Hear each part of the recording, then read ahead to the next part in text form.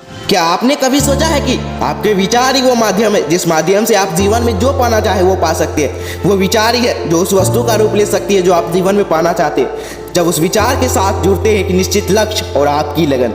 लेकिन किसी भी चीज की शुरुआत विचार से ही होती है। बिना विचारे इस दुनिया में कोई भी काम नहीं होता है, और यदि होता भी है तो उसका परिणाम निश्चित नहीं होता कि वह सही होगा या फिर गलत होगा। आप जब भी किसी काम का शुरुआत करते हो तो आप विचारते हैं कि इस काम को किसी योजना के साथ किया जाना चाहिए। अब जितना अच्छा आपका विचार होगा उतने ही अच्छी तरीके से आप उस काम को कर पाएंगे। इस दुनिया में हर चीज के जन्म की शुरुआत हुई थी एक विचार से। आज आप जितने भी महान और सफल लोगों को देखते हैं उन्होंने सबसे पहले उस चीज के बारे में विचार किया था। इसलिए विचार की शक्ति के बारे में थोड़ा सोच करके देखिए, उसे पहचानिए, अपने अंदर उसे जगह दीजिए कि आपके विचार ही आपके लिए आपकी वस्तु बनेंगे। आपके विचार जितने अच्छे बनेंगे ये दुनिया आपके लिए उतनी ही ज्यादा अच्छी बनेगी।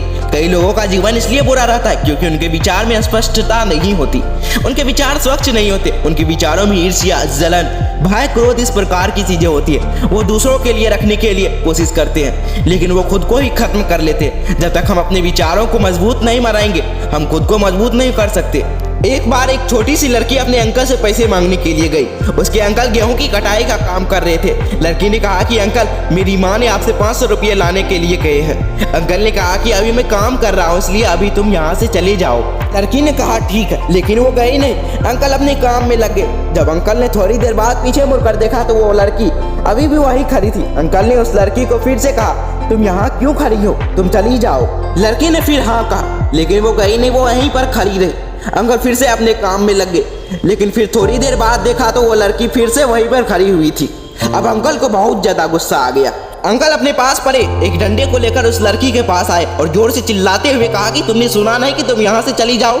लेकिन वो लड़की अपने अदम्य साहस के साथ वहीं पर खड़ी रही और उसने कहा कि मेरी माँ ने 500 रुपये मंगवाए हैं, जब तक आप वो नहीं देंगे मैं यहाँ से नहीं जाऊंगी। वो अंकल थोड़ी देर के लिए घबरा गए और उनके हाथों से वो डंडा छूट गया। उन्होंने उस लड़की को 500 रुपये दिए और वहां से जाने के लिए कहा। अब आप सोच करके देखिए कि ऐसा क्यों हुआ। ऐसा इसलिए हुआ क्योंकि उस लड़की का विचार स्पष्ट था।